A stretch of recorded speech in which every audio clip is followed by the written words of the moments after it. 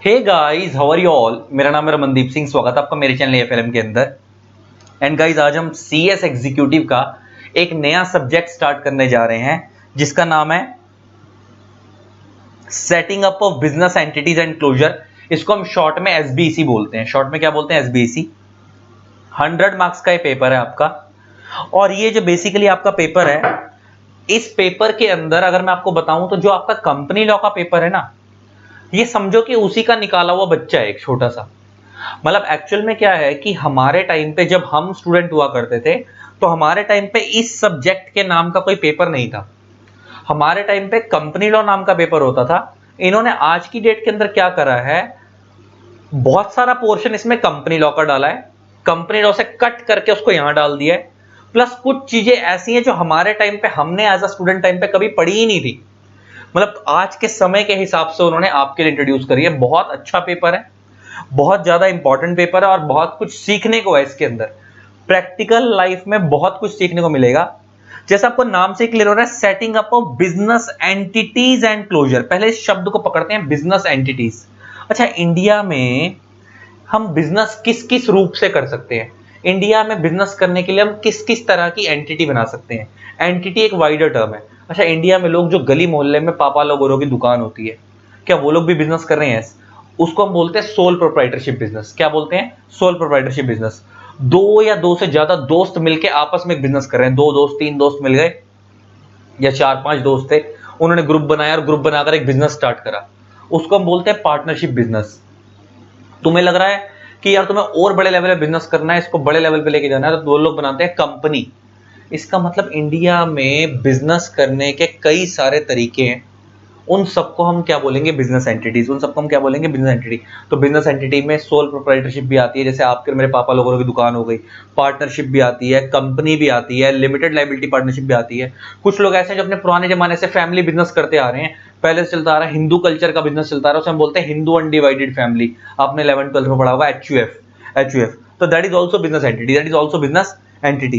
तो हम इस कोर्स में क्या पढ़ने वाले हैं, हम इस सब्जेक्ट में क्या पढ़ने वाले हैं? हेडिंग क्या है देखो, setting up of business entities and closure. मैंने तुम्हें अभी क्या बोला कि कंपनी लॉ का कुछ हिस्सा निकाल कर यहां डाल दिया गया है, पूरा कंपनी लॉ नहीं डाला। एक्चुअल में क्या है कि कंपनी लॉ का सिर्फ कुछ हिस्सा डाला कि कंपनी बनेगी कैसे, कंपनी खत्म कैसे होगी, उसके बारे में इस चैप्टर में पढ़ाएंगे, इस सब्जेक्ट में पढ़ाएंगे। लेकिन कंपनी को चलाना कैसे है, जब तक कंपनी गोइंग कंसर्न में, उसके ऊपर डायरेक्टर कैसे अपॉइंट होंगे, शेयर होल्डर कैसे अपॉइंट होंगे, पैसा कौन लगाएगा, कैसे लगाएगा, वो सब चीजें आज भी कंपनी लॉ के पेपर में ही है, वो तुम्हें यहां नहीं पढ़नी। यहां पे इस सब्जेक्ट के अंदर तुम्हारे को क्या पढ़ना है कि बिजनेस को सेटअप कैसे करना है, उसके बाद उसको चलाना कैसे। लेकिन चलाने के लिए थोड़ी थोड़ी बातें बताई गई हैं, बाकी मेन बातें उनके रिस्पेक्टिव लॉ में बताई गई। जैसे एग्जांपल की बात करें, अभी मैंने तुम्हारे को बताया कि बिजनेस एंटिटीज के अंदर कंपनी भी आती है, एलएलपी भी आती है, पार्टनरशिप भी आती है, सोल प्रोप्राइटरशिप भी आती है। तो ऐसा है कि कंपनी को चलाने की थोड़ी बहुत बातें तो यहां की गई हैं, कंपनी बनेगी कैसे वहां की प्रॉपर बात है, कंपनी बंद कैसे होगी उसकी भी प्रॉपर बात है। लेकिन कंपनी को मेन तरीके से कहां चलाना है वो तो एग्जैक्ट बातें कहां लिखी है? कंपनी लॉ में। सिमिलरली अगर मैं तुमसे पार्टनरशिप की बात करूं तो पार्टनरशिप को कैसे बनाना है इंडिया के अंदर, वो भी यहां बताया गया है। पार्टनरशिप कल को अगर नहीं चलानी है, अगर आपको पार्टनरशिप को बंद करवाना है तो वो कैसे करवाना है, वो भी यहीं बताया गया है। और पार्टनरशिप को चलाना कैसे है उसके बारे में थोड़ा बहुत जिक्र यहां किया गया है, लेकिन मेन जिक्र कहां पे किया गया है? पार्टनरशिप एक्ट के अंदर। इसका तुम एक चीज समझो कि किसी भी बिजनेस को बनाने से लेकर खत्म करने तक की तो मेन बातें यहां पे हैं, बनाने की और खत्म करने की। उसको चलाने की जो बातें हैं वो थोड़ी थोड़ी हैं, बाकी उनको बिजनेस को चलाना कैसे उस बिजनेस एंटिटी को, वो उनके रिस्पेक्टिव लॉ में ही दी गई है, उनके रिस्पेक्टिव लॉ में ही दी गई है। तो इसका मतलब हम यहाँ पे अलग अलग वेरियस बिजनेस एंटिटीज के बारे में पढ़ेंगे, कंपनीज के, सोल प्रोप्राइटरशिप के। ये कंपनी लॉ से क्यों डिफरेंट है समझ आ गया कि कंपनी लॉ में सिर्फ कंपनीज का जिक्र होता है, पार्टनरशिप एक्ट के अंदर सिर्फ पार्टनरशिप का जिक्र होता है, लिमिटेड लाइबिलिटी पार्टनरशिप एक्ट में सिर्फ एलएलपी का जिक्र होता है। लेकिन यहाँ पे हर तरीके की बिजनेस एंटिटी का जिक्र होगा, भले ही वो कंपनी हो, भले ही वो एलएलपी हो, भले ही वो पार्टनरशिप हो, भले ही वो एचयूएफ हो, भले ही वो सोल प्रोप्राइटरशिप हो, वो कुछ भी हो, यहाँ पे सबका जिक्र होगा, यहाँ पे सबका जिक्र होगा। उनको सेटअप कैसे करना है, उन बिजनेसेस को खड़ा कैसे करना है, और कल को अगर आपको बिजनेस नहीं चलाना है तो उसको बंद कैसे करना है, क्लोजर। बंद कराने की बात भी इसी पेपर में की गई है, उनको बंद करवाने का प्रोसीजर भी इसी सब्जेक्ट में दिया गया। तो ये आपके कोर्स का एक थोड़ा सा ओवरव्यू था। आपका ये जो पेपर है वो 3 पार्ट में डिवाइड है, part A, part B, part C. Heading से क्लियर है, पार्ट ए डील करता है सेटिंग अप ऑफ बिजनेस। इस पार्ट ए वाले पोर्शन में हम ये पढ़ेंगे कि किसी भी बिजनेस को सेटअप कैसे करना है, खड़ा कैसे करना है। और बिजनेस अलग अलग तरीके से लोग करते हैं, कंपनी की फॉर्म में, पार्टनरशिप की फॉर्म में, एलएलपी की फॉर्म में। तो अगर कंपनी बना रहे हो तो कैसे बनेगी वो यहां बताया गया है, पार्टनरशिप बना रहे हो वो कैसे बनेगी वो भी यहां बताया गया है, एलएलपी बना रहे हो वो कैसे बनेगी वो भी यहां बताया गया है। अच्छा, जब आप कंपनी बनाते हो तो क्या कंपनी बनाकर काम खत्म हो जाता है? तुम्हारे को बड़े सारे लाइसेंस वगैरह लेने पड़ते हैं, रजिस्ट्रेशन लेने पड़ते हैं। जैसे मान लो तुमने कंपनी बनाई है, तुम्हारे को जीएसटी में रजिस्ट्रेशन लेना है। तो कंपनी जीएसटी अगर गुड्स एंड सर्विसेज प्रोवाइड कर रही है तो उसको एक पर्टिकुलर लिमिट के बाद, आपको पता होगा ना जीएसटी के लिए एक लिमिट बताई गई है कि इतने अमाउंट तक की सेल कर रहे हो तो ओके है, अगर इस अमाउंट से ऊपर की सेल करोगे तो आपको जीएसटी लेना है, तो वो जीएसटी नंबर लेना। अच्छा, कुछ बिजनेस ऐसे हैं जिनको आपको शुरू से ही क्या लेना पड़ता है, लाइसेंस लेना पड़ता है। जैसे खाने पीने का बिजनेस है, उसके लिए आपको पता होगा एफएसएसएआई का लाइसेंस लेना पड़ता है, एफएसएसएआई का। तो वो जो लाइसेंसेस लेने हैं, है ना। अच्छा, मान लो तुम लिकर का बिजनेस करना चाहते हो, दारू का, तो उसके लिए आपको लाइसेंस लेना पड़ता है। तो वो सब लाइसेंस कैसे लेने हैं, अपने बिजनेस को कहां कहां रजिस्टर करवाना है, उसके बारे में भी हम इसी चैप्टर में पढ़ेंगे। वो पार्ट बी में है। हेडिंग क्या है, रजिस्ट्रेशन, लाइसेंस एंड कंप्लायंसेस। समझ आ गई। तो पार्ट ए में था कि बिजनेस को खड़ा कैसे करना है, बनाना कैसे है। पार्ट बी में हम ये पढ़ेंगे कि उस बिजनेस को बनाने के बाद बहुत सारे अलग अलग अथॉरिटी से लाइसेंस लेने पड़ते हैं, है ना। अलग अलग लाइसेंस, जीएसटी में रजिस्टर करवाना है उसको, है ना। आप जो पर्टिकुलर, जैसे फार्मा बिजनेस कर रहे हो तो फार्मा के लिए अलग से फार्मा का लाइसेंस लेना पड़ता है आपको, दवाइयां बेचने के लिए, तो आपको उसका लाइसेंस देना पड़ेगा। दारू का बिजनेस कर रहे हो अल्कोहल का, तो आपको लिकर का लाइसेंस देना पड़ेगा। तो वो सब लाइसेंसेस वगैरह कैसे लेने हैं, कब कब लेने हैं, वो सब पार्ट बी में बताया गया है। और अगर आप बिजनेस करने नहीं चाहते हो, अब आप उस बिजनेस को बंद करना चाहते हो, उस बिजनेस एंटिटी को, तो उसको बंद कैसे करना है वो पार्ट सी में बताया गया। तो बंद कैसे करना है उसे कहां बताया गया है, पार्ट सी में बताया गया है। तो इस तरीके से इस कोर्स को 3 पार्ट में डिवाइड किया गया आपके, part A, part B, part C. हम इन सबके बारे में डिटेल में पढ़ेंगे। पार्ट ए कितने मार्क्स का, 40 मार्क्स का। पार्ट बी कितने मार्क्स का, 35 मार्क्स का। और पार्ट सी कितने मार्क्स का है, 25 मार्क्स का। अगर मैं आपको सच्चाई बताऊं तो सबसे ज्यादा स्कोरिंग पोर्शन ये वाला है। वो अलग बात है कि इसमें मुश्किल से 2-3 चैप्टर है, 3-4 चैप्टर है, और वो आपको 25 नंबर दिलवा देंगे, बहुत छोटे छोटे। लेकिन दिक्कत पता है क्या है कि ये तब तक समझ नहीं आएंगे जब तक ये समझ नहीं आएगा। सबसे ज्यादा टाइम कंज्यूमिंग पार्ट ये है, और देखा जाए तो उसके हिसाब से इसकी वेटेज इतनी नहीं है। इसमें आपको 10-12 चैप्टर पढ़ने हैं पार्ट ए में, तब जाके 40 मिलेंगे। यहाँ पे 3-4 चैप्टर पढ़ के 25 नंबर मिल जाएंगे। लेकिन हमारी मजबूरी है क्या, कि हमारे को ये पार्ट पढ़ना है, ये पढ़ना है, उसके बाद ये पार्ट सी समझ आएगा, वरना समझ नहीं आएगा। तो हम चलेंगे तो पार्ट वाइज ही, सीक्वेंस वाइज ही। लेकिन स्टिल मैंने आपको बता दिया कि पेपर के हिसाब से कम मेहनत में ज्यादा नंबर दिलवाने वाला पोर्शन ये है, ठीक है। अब हम आज इस सब्जेक्ट का पहला चैप्टर स्टार्ट कर रहे हैं, जिसका नाम है choice of business organisation. Choice of business organisation. एक चीज मैं क्लियर कर दूं, ये जो मैं चैप्टर तुम्हारे को कराने जा रहा हूं, ये लॉ नहीं है, ये लॉ नहीं है। ये बेसिकली जो आपने 11th-12th में बिजनेस स्टडीज पढ़ी थी ना, बिजनेस स्टडीज, ये समझा, ये उसी का पोर्शन है। तुम्हारे को मैं किस में से बिजनेस स्टडीज ही पढ़ाऊंगा। इसमें वो तुम्हारे को बताएगा कि इंडिया में किस किस तरीके से बिजनेस कर सकते हैं। जैसे मैं तुम्हारे को बता रहा था, सोल प्रोप्राइटरशिप, पार्टनरशिप, एचयूएफ वगैरह वगैरह, उनके बारे में बताएगा। अच्छा, किस बिजनेस को कब बनाना चाहिए, कब नहीं बनाना चाहिए, कौन सी चीज के लिए कौन सा बिजनेस एंटिटी बेटर रहेगी, उन सब के बारे में हम यहाँ पढ़ेंगे। उन सबके बड़े सारे फैक्टर्स दिए हुए हैं। अच्छा, जब आप बिजनेस बनाते हो तो आप ना बहुत कुछ सोच के बनाते हो। जैसे मान लो मैं हूँ, मैं सोच रहा हूँ कि यार मैं ना अपने बिजनेस में किसी और को इन्वॉल्व नहीं करना चाहता, अकेले काम करना चाहता हूँ, छोटे लेवल पे काम करना चाहता हूँ, गली मोहल्ले में, मेरे को ज्यादा लोगों की जरूरत नहीं है, अकेले काम करूंगा, अपनी मेहनत से करूंगा, और किसी को इन्वॉल्व नहीं करूंगा। तो ऐसा बंदा क्या बनाएगा, सोल प्रोप्राइटरशिप बनाएगा। एक और बंदा होता है, वो कहता है कि यार मैं बिजनेस करूंगा लेकिन अकेले नहीं कर पाऊंगा, मेरे को 2-3 बंदों की जरूरत होगी, दोस्त मिलकर काम करेंगे, लेकिन ज्यादा बड़े लेवल पे नहीं करेंगे, छोटे मोटे लेवल पे करेंगे, लेकिन 2-3 लोग मिलकर करेंगे। तो ऐसा बंदा पार्टनरशिप बनाएगा। एक बंदा कहता है बड़े लेवल पे काम करूंगा, इसका नाम बनाऊंगा, एक स्टेट से दूसरी स्टेट में माल भिजवाऊंगा, इंडिया में माल भिजवाऊंगा, इंपोर्ट एक्सपोर्ट करूंगा, ऐसा बंदा कंपनी बनाएगा। एक बंदा कहता है कि भाई मैं तो अपने फैमिली मेंबर्स के साथ डीलिंग करके काम करूंगा, बाहर के बंदों को इन्वॉल्व नहीं करूंगा, ऐसे लोग एचयूएफ बनाएंगे, हिंदू अनडिवाइडेड फैमिली। तो इस तरीके से आपकी सोच क्या है, आपके फैक्टर क्या है, उनके ऊपर डिपेंड करता है कि आप कौन सा बिजनेस स्टार्ट करोगे इंडिया में, कौन सी बिजनेस एंटिटी बनाओगे। क्योंकि हर एक बिजनेस एंटिटी बनाने का अलग मकसद है, अलग अलग सोच से बनाई जाती है। एक बंदा कहता है कि यार मैं जो भी प्रॉफिट कमाऊंगा ना, सारा खुद रखूंगा, किसी और को नहीं दूंगा, मैं अपना प्रॉफिट में किसी और की नॉलेज रखूंगा, मैं जो भी सोचूंगा खुद करूंगा, किसी और के कहने पे नहीं चलूंगा। तो ऐसा बंदा सोल प्रोप्राइटरशिप बनेगा। एक बंदा कहता है कि यार मैं अकेले खुद कर ही नहीं सकता, 2-3 बंदे मिलकर काम करेंगे, सलाह हो जाएगी, एक दूसरे की एडवाइस हो जाएगी, और प्रॉफिट मिल बांट के खाएंगे, ऐसे लोग पार्टनरशिप बनाते हैं। इसके अलावा ये सारी चीजें कैसे पे डिपेंड करती है, आपकी सोच पे, आपके आइडिया पे, आप किस लेवल का काम करना चाहते हो, किस तरीके से करना चाहते हो, आपके अंदर आप क्या क्या चीजें चाहते हो, क्या क्या नहीं चाहते हो, बड़े सारे फैक्टर्स अभी हम पढ़ेंगे। उसके बेस पे डिसाइड होगा कि आप कौन सी बिजनेस एंटिटी बनाओगे और कौन सी नहीं बनाओगे। आई होप आपको समझ आया होगा कुछ आइडिया। अब हम इसको पढ़ना शुरू करते हैं one by one, line by line. बहुत सारी चीजें समझने को है, देखते हैं वो क्या क्या है।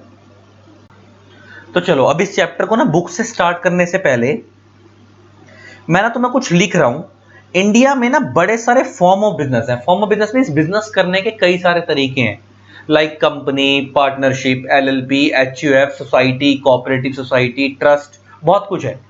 तो मैं ना तुम्हें ना कुछ नाम लिख के दे रहा हूं और तुम नाम से पहचानो कि ये क्या है, ये क्या है, क्योंकि बहुत सारे लोगों को तो नाम में ही कंफ्यूजन होती है। तो पहले हम समझते हैं। तो यहां हम लिख देते हैं, ऊपर हेडिंग डालते हैं forms of business. Forms of business का इंडिया में बिजनेस अगर आप करना चाहते हो तो उसको कई तरीकों से कर सकते हो।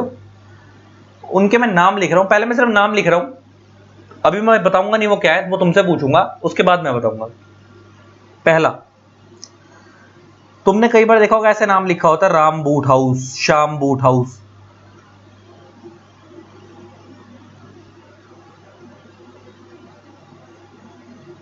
है ना, या शूज शॉप कर लो, ऐसे कुछ भी। ये क्या है, ये क्या है, ये बिजनेस ऐसा नाम लिखा होता है तो क्या होता है। नेक्स्ट, कई जगह तुमने देखा होगा नाम ऐसे लिखा होता है, XYZ एंड कंपनी। ये क्या है, अभी ये भी जानेंगे। तीसरा है, कई जगह नाम ऐसे लिखा होता है, एक्स प्राइवेट लिमिटेड। ये क्या है। कई जगह नाम ऐसे लिखा होता है, ABC लिमिटेड। ये क्या है। फिर इसके बाद आता है हजरत इनायत खान फाउंडेशन। लास्ट में फाउंडेशन है, जैसे तुमने देखा होगा being human foundation Salman Khan की, तुमने कभी नाम सुना हो, being human foundation Salman Khan की है। ये क्या है। Next, marketing federation cooperative limited. Marketing federation cooperative limited. ये क्या है, अब ये भी समझेंगे। Hiralal and sons.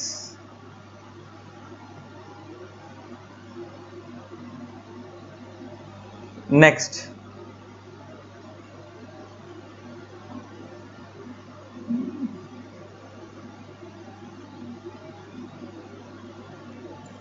Ram and Shyam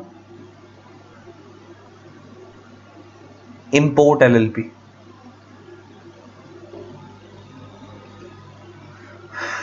etcetera.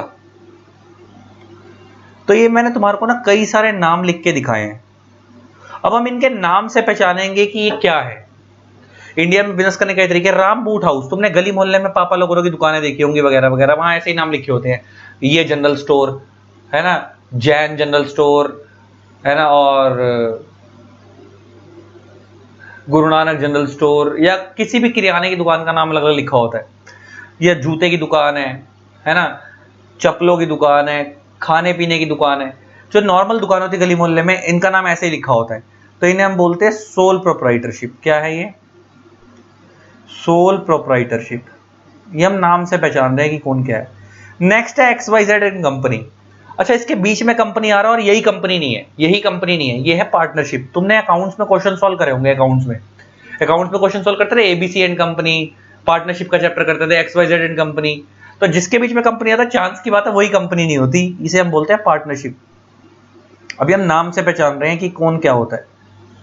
Next आता है एक्स प्राइवेट लिमिटेड। नाम से क्लियर है, बीच में प्राइवेट है तो क्या है, ये प्राइवेट कंपनी। अभी इसका अगला चैप्टर यही है, डिटेल में हम पढ़ेंगे इसी कोर्स का। अभी हम ये पहला चैप्टर कर रहे हैं, अगला चैप्टर टाइप्स ऑफ कंपनीज है, इसमें हम पढ़ेंगे टाइप्स ऑफ प्राइवेट कंपनी क्या होती है, डिटेल में पब्लिक कंपनी क्या होती है वहां पढ़ेंगे। ABC लिमिटेड, जिसके बीच में प्राइवेट नहीं आ रहा, वो कौन सी कंपनी होती है, पब्लिक कंपनी। नेक्स्ट है एक हजरत इनायत खां फाउंडेशन या बीइंग ह्यूमन फाउंडेशन, इनको हम बोलते हैं सोसाइटी। सोसाइटी बोल लो, कुछ लोग इसे NGOs भी बोलते हैं। नेक्स्ट है मार्केटिंग फेडरेशन कोऑपरेटिव लिमिटेड। अच्छा, बीच में कोऑपरेटिव आ रहा है ना, तो ये क्या है, कोऑपरेटिव सोसाइटी। अच्छा, जो मैंने मार्केटिंग फेडरेशन कोऑपरेटिव लिमिटेड लिखा है, पता है क्या है ये? अमूल का बटर खाते हो, अमूल का बटर, अमूल को यही बनाते हैं। पीछे पढ़ना, उसके पीछे लिखा होता है मार्केटिंग फेडरेशन कोऑपरेटिव लिमिटेड। मतलब अमूल को बनाने से लेकर मार्केटिंग करने का सारा काम इनके हाथ में है। अमूल एक कोऑपरेटिव सोसाइटी के अंडर रन होता है। तो ये कोऑपरेटिव सोसाइटी बेसिकली ना, एक ही बिरादरी के लोग होते हैं ना, एक बिरादरी का मतलब जो एक ही तरीके का सिमिलर बिजनेस करना चाहते हैं, वो लोग रहते हैं। जैसे अमूल के अंदर जितने भी लोग जुड़े हुए हैं, वो ऑलमोस्ट उन्होंने सब फार्मर से टाइप करा हुआ है। तो फार्मर्स, जैसे इंडिया में ना अलग अलग तरीके की कोऑपरेटिव सोसाइटी बनती है। फार्मर्स की अपनी कोऑपरेटिव सोसाइटी बनती है, बिल्डर्स जो बड़ी बड़ी बिल्डिंग बनाते हैं उनकी अपनी कोऑपरेटिव सोसाइटी बनती है ना, जो सब्जी मंडी में वेजिटेबल सेलर्स है उनकी अपनी कोऑपरेटिव सोसाइटी बनती है। तो इनकी एक ही कैटेगरी के लोग, जो एक ही सिमिलर तरीके के नेचर के लोग हैं, जिनका सिमिलर इंटरेस्ट है, वो लोग कोऑपरेटिव सोसाइटी बनाते हैं। तो ये क्या है? Cooperative society. जैसे कंपनी के अंदर तो क्या होता है, कंपनी में तो हम किसी भी आउटसाइडर को भी शेयर होल्डर बना देते हैं, भले उसका सिमिलर बिजनेस है या नहीं है, उसका सिमिलर इंटरेस्ट है या नहीं है, पैसा लगा। जैसे तुम रिलायंस के, टाटा के शेयर स्टॉक मार्केट से खरीदते हो, तुमने भी खरीदे, मैंने भी खरीदे, तुम्हारा नेचर ऑफ बिजनेस अलग है, मेरा बिजनेस अलग है, तुम्हारा इंटरेस्ट अलग है, मेरा इंटरेस्ट अलग है, लेकिन स्टिल सब इन्वेस्ट कर रहे हैं रिलायंस टाटा में। लेकिन कोऑपरेटिव सोसाइटी में ऐसा नहीं होता, जहां पे nature of business, nature of interest similar होता है। सारे फार्मर है, या सारे एक ही तरीके का काम करना चाहते हैं, वो लोग कोऑपरेटिव सोसाइटी के मेंबर बनते हैं। तो कोऑपरेटिव सोसाइटी अपने ही मेंबर से डील करती है, जनरली आउटसाइडर से डील नहीं करती। बिजनेस करने के लिए माल तो वो सबको बेचेंगे, गुड्स तो, अमूल का बटर तो हर कोई खाता है, लेकिन जो अमूल को जो संस्था चला रही है कोऑपरेटिव सोसाइटी, वो अपने ही बंदों में डील करती है, वो आउटसाइडर से जनरली डील नहीं करती। वो अपने ही कुछ उन मेंबर्स को अपना मेंबर बनाती है कोऑपरेटिव सोसाइटी के अंदर, जो उस पर्टिकुलर चीज की नॉलेज रखते हैं, जो उनको उस सोसाइटी में हेल्प कर सकते हैं। नेक्स्ट आता है हीरालाल एंड सन्स। तुमने देखा होगा ऐसा लिखा होता है Ram Shyam and sons, Hiralal and sons. ये होती है Hindu undivided family, HUF।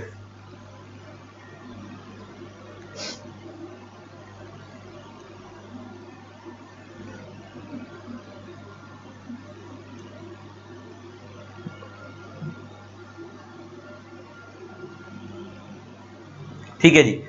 Next है Ram Shyam import LLP। LLP का मतलब तुम्हें समझ आता है, ये लिमिटेड लाइबिलिटी पार्टनरशिप।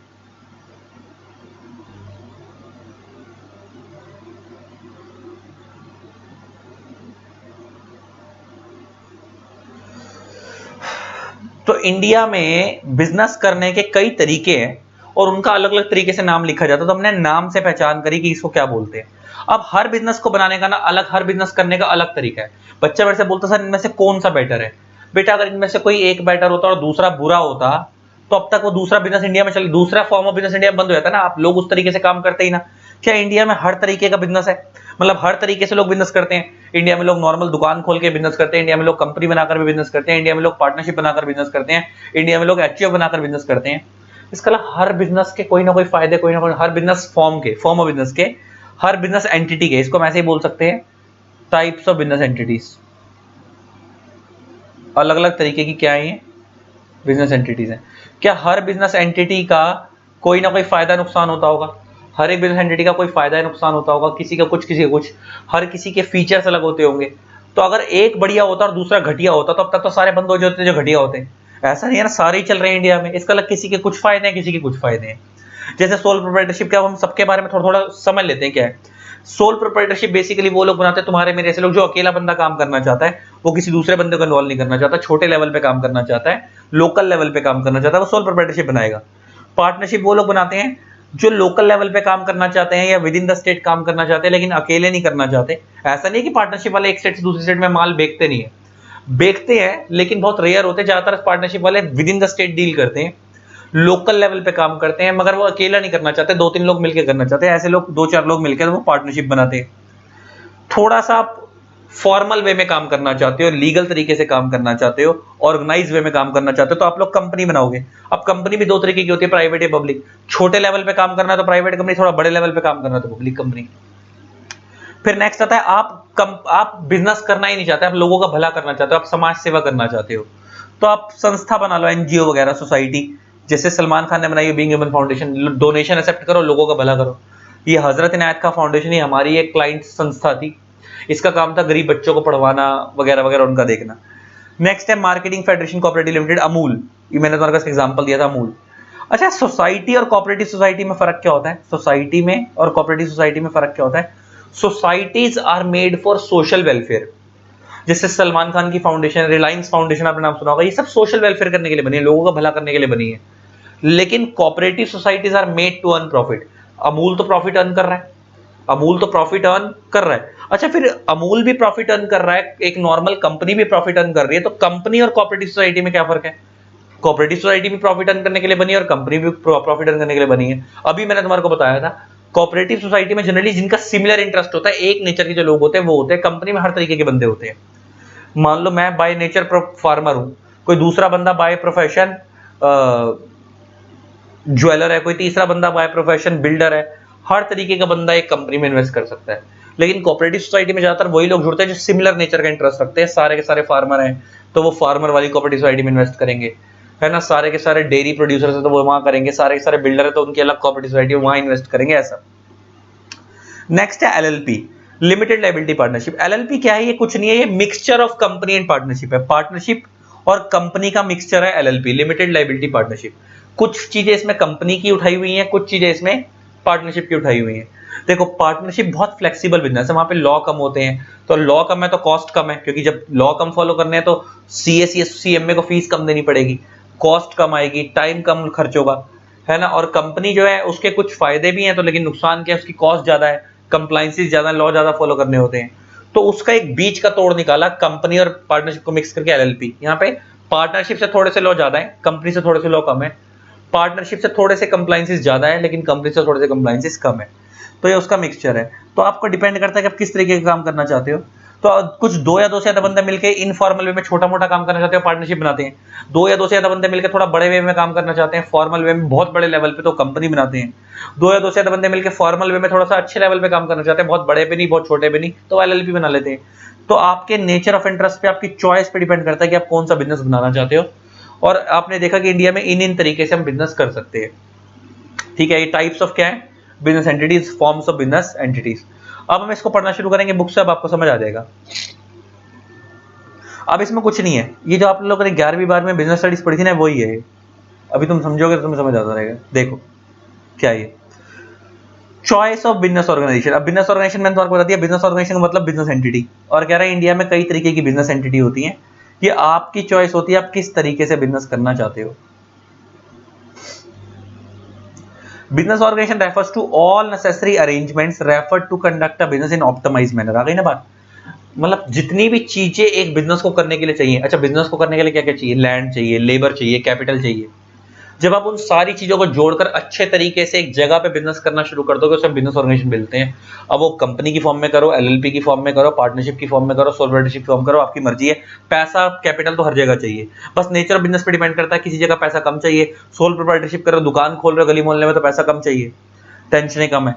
थोड़ा बड़े लेवल का बिजनेस कर रहे हो, पैसा ज्यादा चाहिए, टेंशन ज्यादा है, ऐसा। तो आपका डिपेंड करता है कितनी मशीनरी, क्या रॉ मटेरियल, उसके बेस पे डिपेंड करता है प्लानिंग वगैरह करके आप बिजनेस करोगे। इसमें से सब यही बताया हुआ है कि बिजनेस ऑर्गेनाइजेशन क्या होती है। तो पहले तो बिजनेस ऑर्गेनाइजेशन मतलब क्या है कि जब सारे रिसोर्सेज को एक जगह इकट्ठा करोगे और ऑप्टिमाइज वे में काम करोगे, दैट इज बिजनेस ऑर्गेनाइजेशन। आगे कह रहा है उसका इकट्ठा करने का मतलब क्या है? आप मैन, मटेरियल, मशीनरी, इन सबको इकट्ठा कर रहे हो ताकि आपका मेन एम क्या है? प्रॉफिट अर्न करना। उसके लिए आपको प्रॉपर प्लानिंग करनी पड़ेगी, प्रॉपर स्ट्रक्चर डिसाइड करना पड़ेगा, कौन बंदा कैसे काम करेगा, किस तरीके से करेगा, ये सब।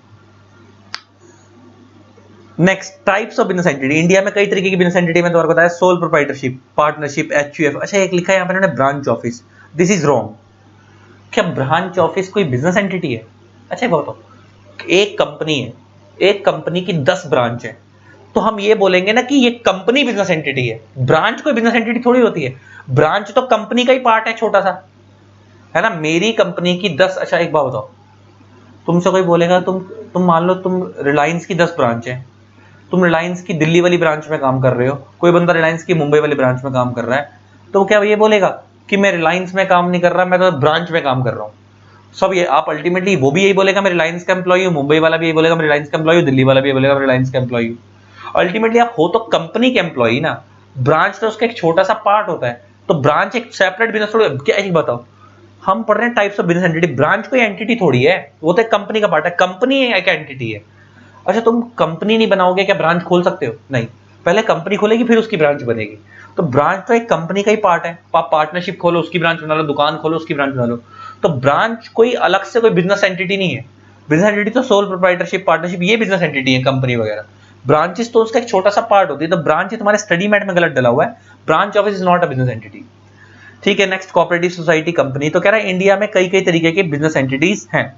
ये आपके नेचर ऑफ बिजनेस पे, आपकी चॉइस पे डिपेंड करता है कि आप किस तरीके से बिजनेस करना चाहते हो, क्या आपका गोल है, क्या आपका एम है। अभी हम बड़े सारे फैक्टर्स पढ़ेंगे, इस चीज को समझेंगे। देखो अब वो नीचे बता रहा है, तुम्हारे स्टडी मैट में ब्रांच ऑफिस लिखा हुआ था, इसलिए मैंने यहाँ पे ब्रांच ऑफिस लिखकर छोड़ दिया, लेकिन मैं तुम्हारे को बता दिया कि branch office is not a business entity. नीचे क्या बोलता है, choosing a form of business entity is crucial to a successful organisation. अच्छा, बिजनेस एंटिटी आप किस तरीके से बिजनेस करना चाहते हो, पार्टनरशिप, कंपनी, एलएलपी, ये बहुत क्रूशियल है, ये बहुत क्रूशियल है, क्योंकि इस पे डिपेंड करता है सब कुछ। अच्छा, ज्यादातर लोग इंडिया में कंपनी बनाते ही नहीं है। आपको पता है इंडिया में आज की डेट के अंदर भी 85% से ज्यादा लोग दुकान की फॉर्म में काम करते हैं, सोल प्रोप्राइटरशिप की फॉर्म में काम करते हैं, कंपनी बनाना पसंद नहीं करते, लोगों को डर लगता है। इवन सीए, सीएससीएम में जो क्वालिफाइड प्रोफेशनल्स हैं, वो लोग भी आसानी से अपनी कंपनी नहीं खोलते, वो सोल प्रोप्राइटरशिप या पार्टनरशिप खोलते कि कंपनीज के अंदर कंप्लायंसेस ज्यादा है, टेंशन ज्यादा है, लॉ ज्यादा फॉलो करने हैं, कॉस्ट ज्यादा है, पेनल्टीज बहुत ज्यादा है अगर लॉ फॉलो नहीं करा तो लोग डरते हैं। लेकिन अगर बड़े लेवल पे काम करना है तो कंपनी तो खोलनी पड़ेगी, क्योंकि जो मार्केट में बैंक्स हैं, लोन लेना बड़े लेवल पे, तो बैंक्स पे ट्रस्ट कौन, कंपनीज पे, मतलब बैंक्स वगैरह ज्यादा किस पे ट्रस्ट करते हैं, कंपनीज वगैरह पे इजीली लोन लेने में। जनता भी ज्यादातर ज्यादा, अगर तुमको भी कोई बोले कि दुकानदार बोले कि मेरी दुकान में इन्वेस्ट कर दो, तुम नहीं करोगे, लेकिन तुम्हें रिलायंस बोले कि मेरी कंपनी में इन्वेस्ट कर दो, तुम कर दोगे, क्योंकि वो कंपनी है। तो लोगों का ट्रस्ट भी बड़े लेवल पे कंपनीज पे क्रिएट होता है, नॉर्मल दुकानों पे क्रिएट नहीं होता ट्रस्ट। तो बड़े लेवल पे काम करना तो कंपनी बेटर है, लेकिन स्टिल वो कह रहा है आपकी चॉइस होती है। कह रहा था choice of business entity will depend upon the object, nature and size. कह रहा है आपके साइज पे, आप कितने बड़े लेवल पे काम करना चाहते हो, किस नेचर का काम करना चाहते हो, उस पर डिपेंड करता है। जैसे ज्यादातर लोग जो गली मोहल्ले में कपड़े प्रेस करते हैं, है ना, या ज्यादातर जो छोटा मोटा किराने का काम करते हैं, वो ज्यादातर ये काम ऐसे हैं, नाई की दुकान है ना, पनवाड़ी की दुकान है, ज्यादातर ये ऐसे हैं कि ये गली मोहल्ले में ही होते हैं, बड़े लेवल पे नहीं होते। लेकिन आजकल तो साला इसकी भी परिभाषा बदल चुकी है, आजकल तो बड़े लेवल पे होने लगे हैं। जैसे वो चाय का काम, पहले गली मोहल्ले में, जो आजकल एमबीए चाय वाला आ गया, कितने सारे चाय के बड़े बड़े चायोज आ गए हैं, कितनी बड़ी बड़ी कंपनियां हैं जो अभी इन सेगमेंट में घुस गई हैं, है ना। अब ये नाई की दुकान पहले गली मोहल्ले में होती थी, आजकल अर्बन क्लैप वाले आ गए हैं, घर पे आते हैं, इनमें भी स्टार्टअप घुस गए हैं, है ना। जो पहले चीजें लोकल लेवल की होती है, पनवाड़ी की दुकान के अंदर आजकल लोग बड़े लेवल पे आ रहे हैं। तो मतलब जो पहले चीजें ना कहने को जो लोकल लेवल पे होती थी ना, आजकल वो सब बड़े लेवल पे भी हो रही है, बड़े स्केल पे भी हो रही है।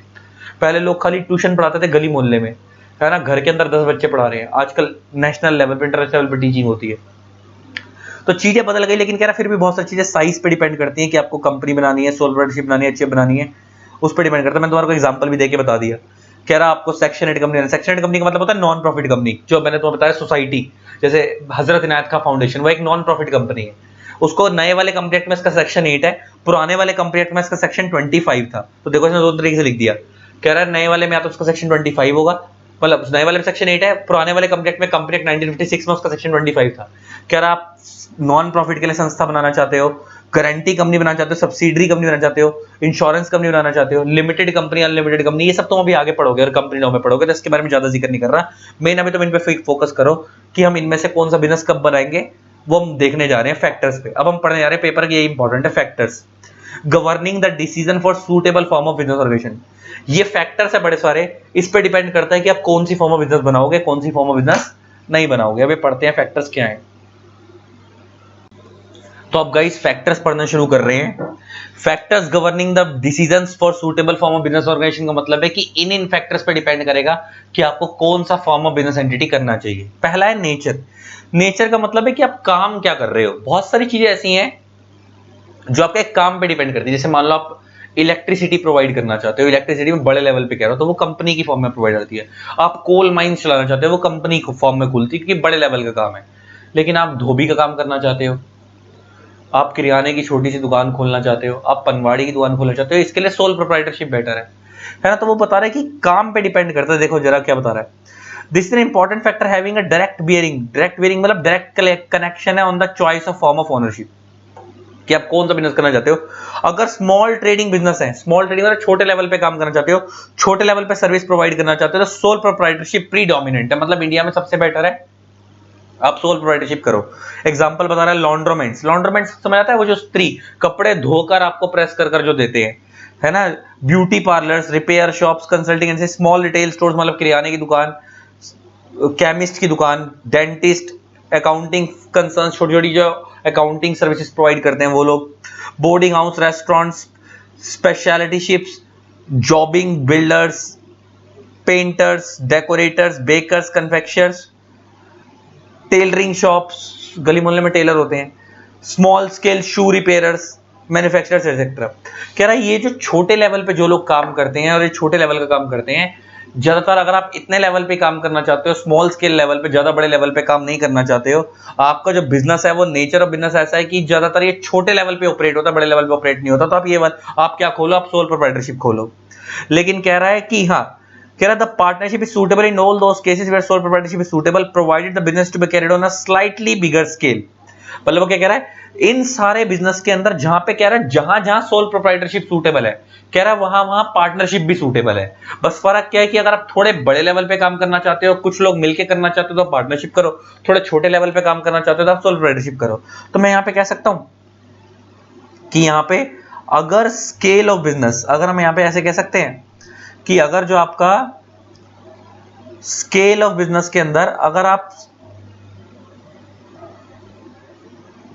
नेचर ऑफ बिजनेस के अंदर, अगर आप यहां पे हम ऐसे कह सकते हैं स्मॉल स्केल पे काम करते हो तो आप सोल प्रोप्राइटरशिप खोलो, एंड अगर आप स्लाइटली बिगर स्केल पे, थोड़ा बहुत बड़े स्केल पे काम करते हो तो आप पार्टनरशिप खोलो, तो आप पार्टनरशिप खोलो। कह रहा है पार्टनरशिप कहां कहां फायदा देती है, मैन्युफैक्चरिंग बिजनेस में फायदा देती है, फाइनेंस बिजनेस में फायदा देती है, हर जगह फायदा देती है, टैक्सेशन बेनिफिट्स वगैरह भी होते हैं। अच्छा, लेकिन याद रखना पार्टनरशिप पे टैक्स अलग तरीके से लगता है, इंडिविजुअल्स पे टैक्स अलग तरीके से लगता है। अगर आप सोल प्रोप्राइटरशिप खोल रहे हो, गली मोहल्ले में दुकान खोल रहे हो, तो आप जब टैक्स पढ़ोगे तो आपको पता होगा वहां पे ना टैक्स में ना स्लैब रेट लगता है, वहां पे इंडिविजुअल्स के ऊपर स्लैब रेट लगता है, 0 से लेकर 2.5 लाख तक की इनकम नील है, 2.5 लाख 3 लाख जो भी स्लैब रेट चल रहा हो, है ना। फिर इतने एक पर्टिकुलर अमाउंट से ऊपर जाओगे तो आपको इतना टैक्स पे करना है, 5%, उससे ऊपर जाओगे 10%, स्लैब बने होते हैं। लेकिन पार्टनरशिप्स में क्या होता है, कंपनीज में क्या होता है, जैसे कंपनीज के ऊपर फ्लैट 30% का टैक्स रेट होता है। ऑल्दो मैं 30% अज्यूम करके चल रहा हूँ, कुछ कुछ कंपनीज के केस में अलग भी होता है, लेकिन मेनली फ्लैट 30% का टैक्स रेट होता है। पार्टनरशिप पे भी फ्लैट 30% टैक्स रेट होता है, कुछ कुछ केसेस में अलग होता है। तो मेनली मतलब पार्टनरशिप कंपनीज पर फ्लैट टैक्स रेट लगता है, सोल प्रोप्राइटरशिप्स के ऊपर स्लैब रेट लगते हैं। तो अगर आप टैक्सेशन चीजें भी देखनी पड़ेंगी कि अगर आप टैक्स ज्यादा पे करना चाहते हो, बड़े लेवल पे काम करना चाहते हो, तो आप पार्टनरशिप कंपनी बनाओ। आप छोटे लेवल पे काम करना चाहते हो, टैक्स कम पे करना चाहते हो, लोअर लेवल पे रहना चाहते हो, आप स्लैब रेट वाला सिस्टम फॉलो करना चाहते हो, आप पार्टनर प्रोप्राइटरशिप बनाओ। नेक्स्ट आता है सर्विस एंटरप्राइज, आप होटल, लॉजिंग, होलसेल, ट्रेड ये सब काम करना चाहते हो, है ना, तो आप पार्टनरशिप बनाओ थोड़े स्लाइटर लेवल पे। अगर आपको बड़े लेवल पे काम करना है, थोड़े बड़े लेवल पे, जहां पे आप ये चाहते हो कि आपकी पार्टनरशिप भी हो लेकिन लाइबिलिटी लिमिटेड हो, लाइबिलिटी क्या हो, लिमिटेड हो। अच्छा, आपको पता होगा ना पार्टनरशिप फर्म के अंदर क्या होता है, मैं पार्टनरशिप और एलएलपी में फर्क बताता हूँ। पार्टनरशिप के अंदर पार्टनर्स की लाइबिलिटी अनलिमिटेड होती है। जो नॉर्मल पार्टनरशिप होती है वो पार्टनरशिप एक्ट 1932 से गवर्न होती है, और जो एलएलपी होती है, लिमिटेड लाइबिलिटी पार्टनरशिप, वो एलएलपी एक्ट 2008 से गवर्न होती है। पार्टनरशिप के अंदर सारे पार्टनर्स की लाइबिलिटी अनलिमिटेड होती है। अनलिमिटेड का मतलब ये है कि मान लो अगर पार्टनरशिप फर्म के पास एसेट है 1 करोड़ रुपए के, और पार्टनरशिप फर्म के ऊपर लाइबिलिटी है 2 करोड़ रुपए की, तो और मान लो कल को पार्टनरशिप बिजनेस डूबता है, तो अगर हम पार्टनरशिप के सारे एसेट बेच भी देंगे 1 करोड़ रुपए के, तब भी हमारी लाइबिलिटी हम पूरी नहीं चुका पाएंगे, क्योंकि 1 करोड़ की डेफिशिएंसी है, क्योंकि लाइबिलिटी 2 करोड़ की, एसेट 1 करोड़ के है। तो जो बैलेंस 1 करोड़ है वो पार्टनर्स को अपनी जेब से चुकाना पड़ेगा। इसको हम बोलते हैं कि पार्टनर्स पर्सनली लायबल है। लेकिन एलएलपी के केस में और कंपनी के केस में ऐसा नहीं होता, वहां पे पार्टनर्स और मेंबर्स की लाइबिलिटी लिमिटेड होती है। जितना कंपनी के पास पैसा है वो उसी से चुकाएंगे, उनको पर्सनली अपनी जेब से चुकाना नहीं होता। तो वो यही बता रहा है कि, और एक चीज और नॉर्मल पार्टनरशिप फर्म में क्या होता है, आपने एक चीज सुनी होगी, पार्टनरशिप में 11th 12th में आपको पढ़ाया होगा, पार्टनरशिप में क्या होती है, म्यूचुअल एजेंसी होती है। म्यूचुअल एजेंसी का मतलब होता है कि मेरी हरकतों की वजह से बाकी पार्टनर भी रिस्पॉन्सिबल होंगे। लेकिन कंपनी और एलएलपी के केस में ऐसा नहीं होता। कंपनी और एलएलपी के केस में जिसने गलत काम करा वही रिस्पॉन्सिबल होता है। तो वो ये भी कह रहा है liability of partner is limited to the extent of his contribution towards LLP. अगली बार एलएलपी में पार्टनर्स की लाइबिलिटी लिमिटेड होती है एलएलपी के केस में। और फ्रॉड वगैरह, हाँ वो अलग बात है कि अगर पार्टनर कोई फ्रॉड करता है ना, तो वहां पे अनलिमिटेड होती है। कंपनी के केस में भी ऐसे ही होता है। कंपनी और एलएलपी के केस में नॉर्मली जो कंपनी के अंदर बंदे काम कर रहे हैं, डायरेक्टर्स वगैरह, उनकी लाइबिलिटी लिमिटेड होती है। लेकिन अगर वो खुद फ्रॉड करेंगे तो उनकी लाइबिलिटी अनलिमिटेड होगी, फिर उन्हें पूरा चुकाना पड़ेगा। लेकिन अगर कंपनी नॉर्मल वे में डूब गई तो और कंपनी को पैसे की जरूरत है तो वो जो डायरेक्टर वगैरह वो अपनी जेब से चुकाने के लिए जिम्मेवार नहीं, जितना कंपनी पे पैसा होगा वो उतना ही देंगे, अपनी जेब से नहीं चुकाएंगे।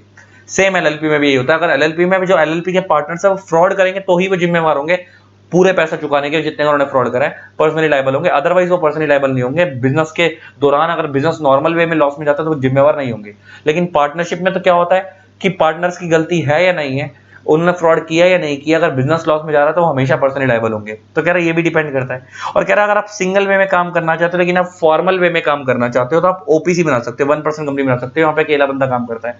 कह रहा है कंपनी और एलएलपी बनाने का एक फायदा और भी है कि सेपरेट बिजनेस एंटिटी क्रिएट होती है। आपको पता होगा ना, आपने सुना होगा कंपनी की एक सेपरेट लीगल एंटिटी होती है जो कि पार्टनरशिप और कंपनी के पार्टनरशिप में और प्रोप्राइटरशिप में नहीं होती।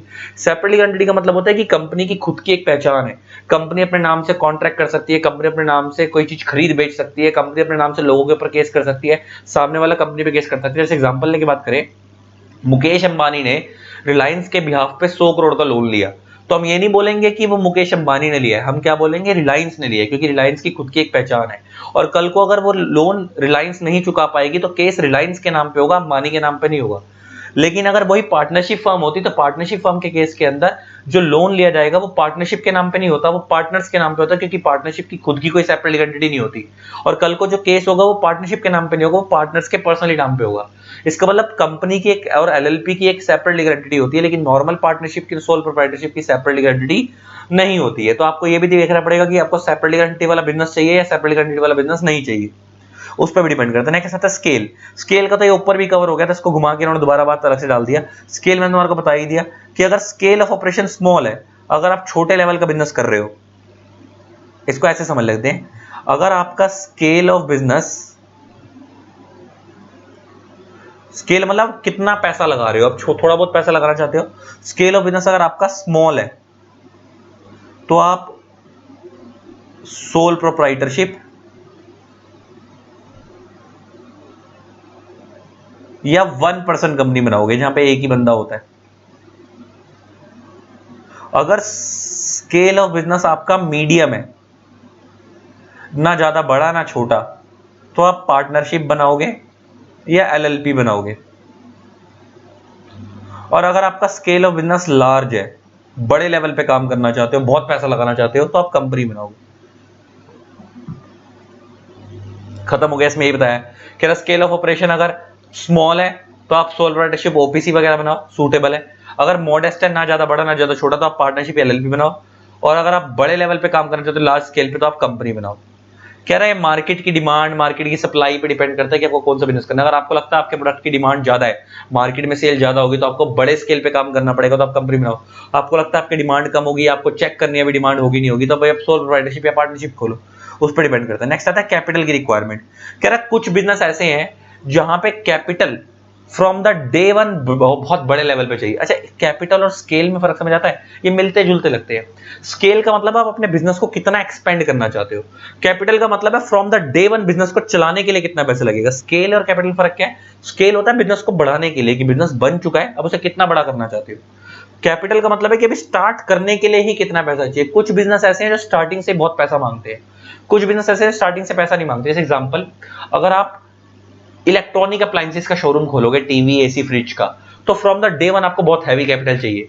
लेकिन आप पनवाड़ी की दुकान खोलोगे, आप एक ढाबा खोलोगे, तो आपको बहुत पैसा नहीं चाहिए, ज्यादा पैसा नहीं चाहिए, है ना। तो इसका डिपेंड करता है कैपिटल पे भी।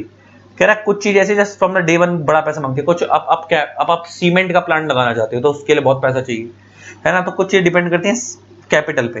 तो यहाँ पे हम देखते हैं capital is one of the most crucial requirement. Capital requirement is closely related to the business scale of operation. देखो आगे ना, कह रहा है कैपिटल की रिक्वायरमेंट स्केल से रिलेटेड है। कह रहा है जिनके अंदर हैवी इन्वेस्टमेंट है तो वो कंपनीज की फॉर्म में जाए।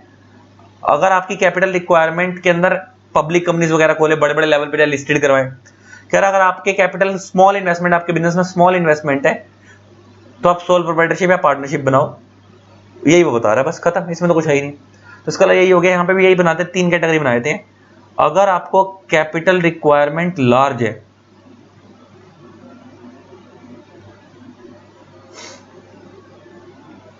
तो कंपनी बनाओ। अगर आपको कैपिटल रिक्वायरमेंट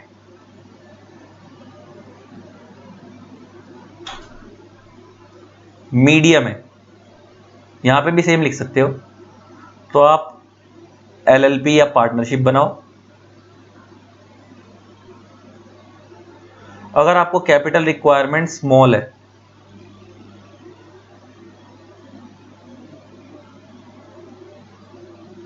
या लेस कह सकते हैं, लेस है, तो आप सोल प्रोप्राइटरशिप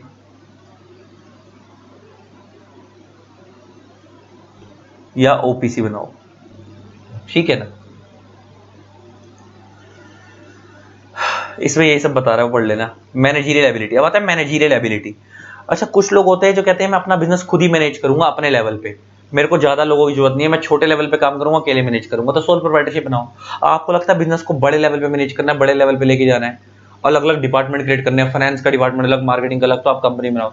आपको लगता है छोटे मोटे लेवल पे मैनेज करना, 3-4 लोग मिलकर मैनेज करेंगे, तो आप पार्टनरशिप बनाओ। तो यही कह रहा है, it is difficult for a sole proprietor to have expertise in all functional areas of business. Further, the size of business may not permit engagement of professional management. कह रहा है कि एक बंदा, अच्छा दुकान, पापा की दुकान में क्या होता है, पापा कैश भी खुद ही कलेक्ट कर रहे हैं, पापा सामान भी खुद ही दे रहे हैं, पापा उसका हिसाब किताब भी खुद ही नोट कर रहे हैं, है ना, पापा को बिजनेस कैसे बढ़ाना है उसकी एडवर्टीजमेंट भी खुद ही कर रहे हैं। इसका मतलब मार्केटिंग की कोई अलग टीम नहीं है, फाइनेंस की कोई अलग टीम नहीं है ना, लीगल की कोई अलग टीम नहीं है, अकाउंट्स फाइनेंस डिपार्टमेंट की कोई अलग, अकाउंट्स डिपार्टमेंट की कोई अलग टीम नहीं है ना, सेल्स की कोई अलग टीम नहीं है, सब एक ही बंदा देख रहा है। तो कह रहा है एक बंदे के लिए सारी चीजें करना पॉसिबल नहीं होता, ऑब्वियस सी बात है कि वो एक बंदा सारी चीजें पॉसिबल नहीं है, लेकिन वो कह रहा है कि वो बिजनेस ही इस नेचर का है कि आप उधर बहुत बड़े बड़े लोग भी नहीं बिठा सकते, क्योंकि उसमें से इतना प्रॉफिट नहीं होता कि हम अलग अलग डिपार्टमेंट क्रिएट करें, अलग अलग बंदों को बिठाएं, इतनी तो कमाई नहीं होती, तो इसलिए अकेले बंदे को मैनेज करना पड़ता है। लेकिन कह रहा है कंपनी और पार्टनरशिप में क्या आप डिवीजन ऑफ वर्क कर सकते हो, डिवीजन ऑफ वर्क होता है ना, कंपनी और पार्टनरशिप में आप डिवीजन कर सकते हो, आप डिपार्टमेंट बना सकते हो, मार्केटिंग का काम तू देखेगा, फाइनेंस का तू देखेगा, इसमें थोड़ा बड़े लेवल पे हो जाता है। इसका मतलब अगर आप ऑल फंक्शनल एरियाज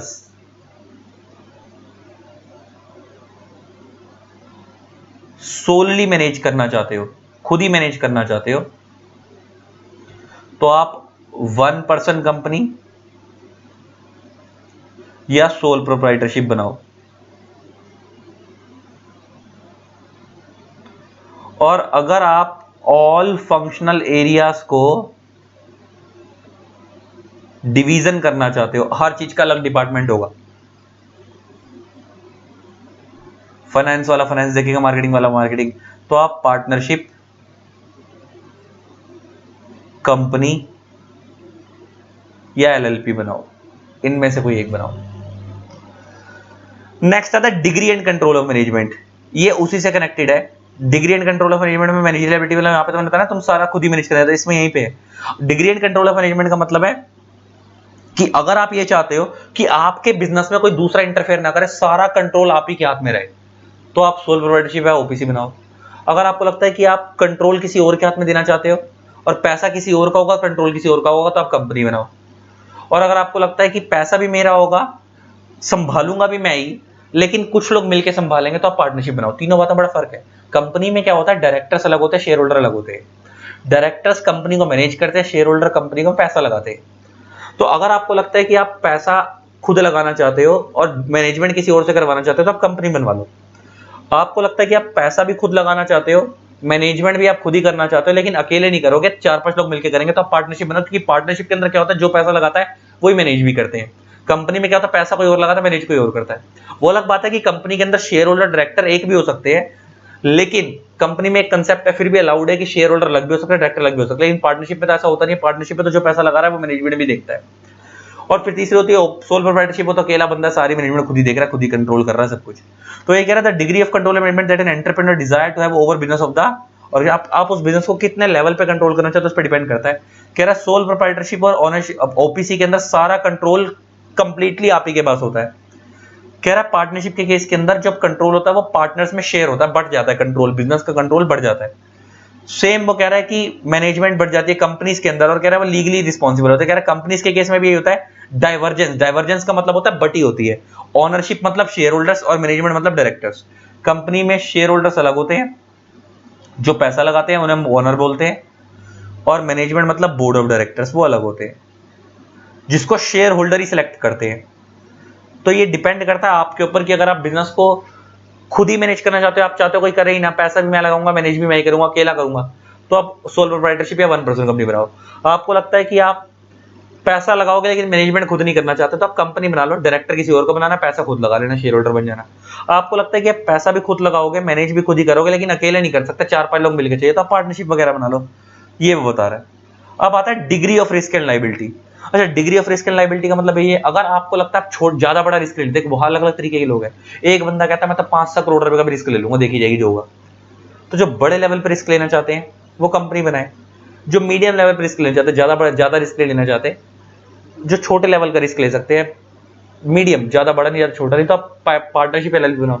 आप बहुत कम रिस्क लेना चाहते हो, लाख 2 लाख 5 लाख का, तो आप प्रोप्राइटरशिप बना लो, बड़े लेवल पर नहीं आना चाहते। तो यहाँ पे देखो रिस्क में भी यही है, अगर लेस रिस्क चाहिए तो आप क्या बनाओ, ओपीसी 1% कंपनी या सोल प्रोप्राइटरशिप।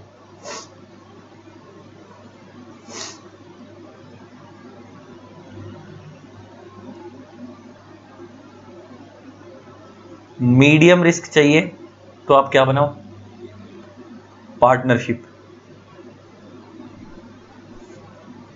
या एलएलपी। हाई रिस्क चाहिए तो आप क्या बनाओ, कंपनी। यहां वो यही सब बता रहा है।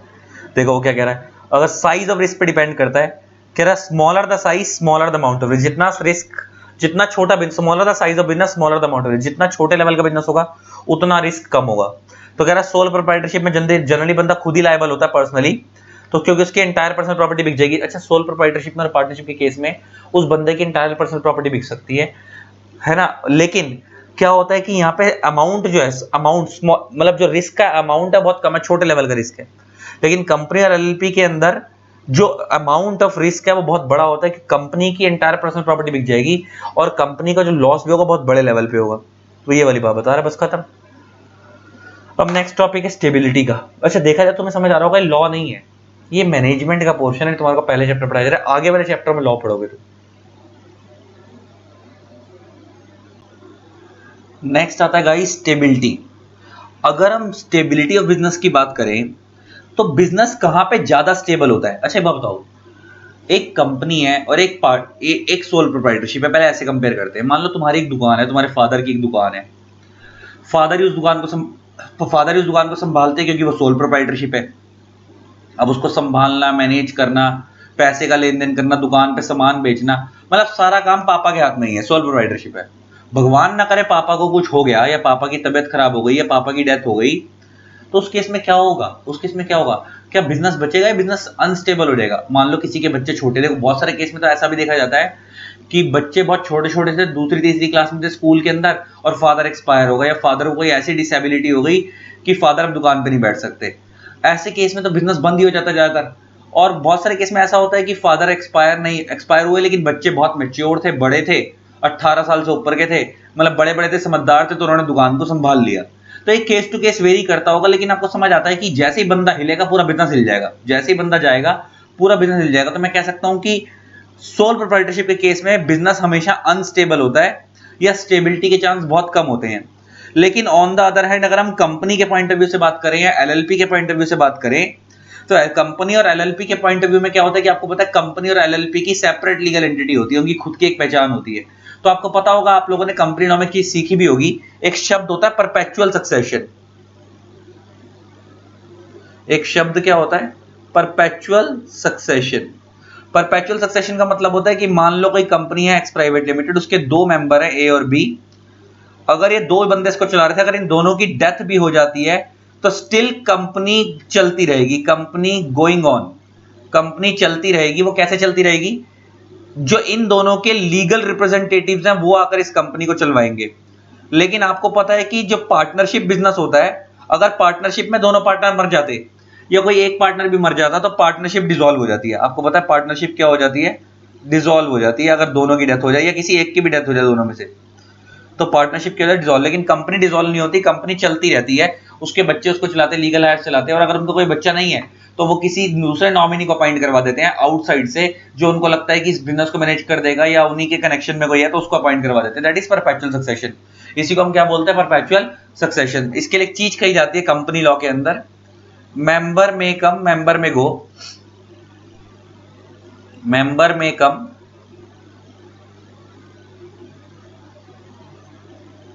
मेंबर में go but company goes on for ever.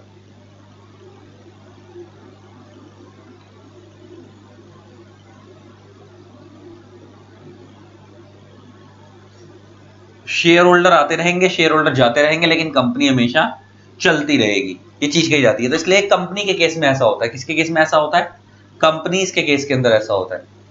तो इससे हमने एक चीज समझी कि कंपनी और एलएलपी, तो इसकी हम समरी क्या बना सकते हैं कि इसकी हम समरी कैसे बना सकते हैं? इन केस ऑफ प्रोप्राइटरशिप और पार्टनरशिप,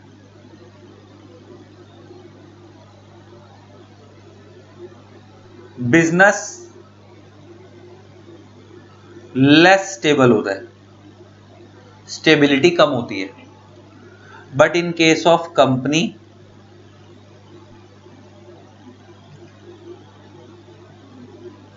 और एलएलपी, बिजनेस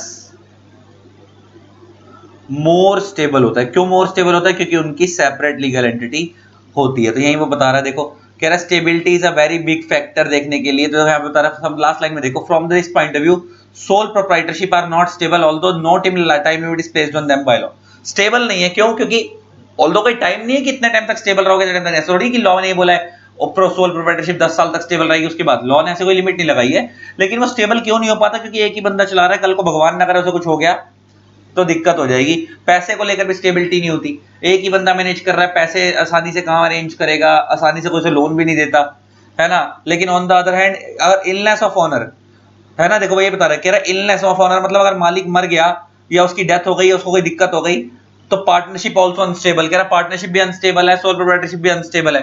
लेकिन कह रहा है कंपनीज एलएलपीज जो हैं ये स्टेबल होती हैं। क्यों? क्योंकि इनका परपेचुअल सक्सेशन होता है, आर्टिफिशियल पर्सन होते हैं, सेपरेट एंटिटी होती है, तो किसी बंदे पे डिपेंड नहीं है।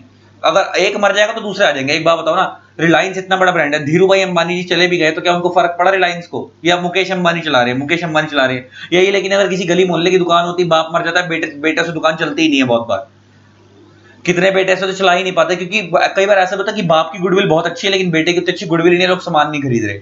लेकिन कंपनीज में तो ऐसा होता ही नहीं। कंपनीज में बंदे थोड़ी प्रमोट होते हैं, कंपनी का नाम प्रमोट होता है। रिलायंस प्रमोट होता है ना, रिलायंस जैसे प्रमोट हो रही थी, रिलायंस प्रमोट होती है, उसमें चला कौन रहा था उससे फर्क नहीं पड़ रहा था। तो ये हो गई बात। नेक्स्ट आता है फ्लेक्सिबिलिटी ऑफ एडमिनिस्ट्रेशन। अच्छा, कौन किसका स्ट्रक्चर ज्यादा फ्लेक्सिबल है, किसका स्ट्रक्चर रिजिड है? अच्छा, फ्लेक्सिबिलिटी का मतलब होता है आप अपने बिजनेस को अपने हिसाब से चलाओ, अपने रूल्स बनाओ, सब कुछ खुद करो। तो बेटा ये तो आपको पता है कि कंपनी और एलएलपी में तो ऐसा हो नहीं सकता कि कंपनी और एलएलपी को तो चलाने के लिए बहुत स्ट्रिंजेंट रूल्स होते हैं, आपको उसके दायरों में ही चलना पड़ता है, उसके हिसाब से काम करना पड़ता है। लेकिन पार्टनरशिप, और अगर मैं आपको बताऊं, अगर मैं उसकी बात करूं, क्या कहते हैं क्या कहते हैं सोल प्रोप्राइटरशिप, तो उसके अंदर मोर फ्लेक्सिबिलिटी होती है, अपने हिसाब से आप काम करते हो। ऑल्दो पार्टनरशिप में थोड़े बहुत लॉ होते हैं लेकिन वो भी फ्लेक्सिबल लॉ होते हैं, क्योंकि पार्टनरशिप एक्ट में क्लियर कट लिखा हुआ है कि अगर पार्टनर्स अपनी पार्टनरशिप डीड बनाकर खुद अपने हिसाब से राइट डिसाइड करना चाहते तो कर ले, अगर वो खुद नहीं डिसाइड करेंगे तो लॉ लगेगा। इसका मतलब पार्टनरशिप जो है ना वो more of a customised law है।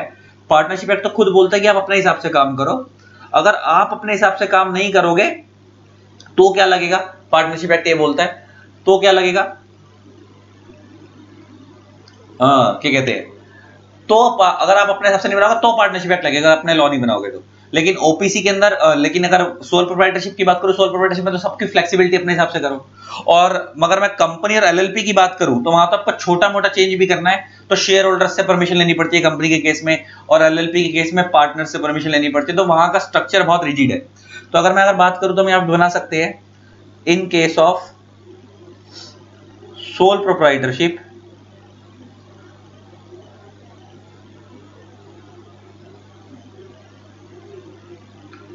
और partnership,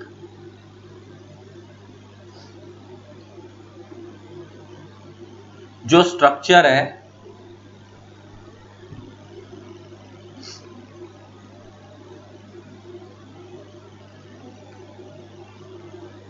structure is flexible,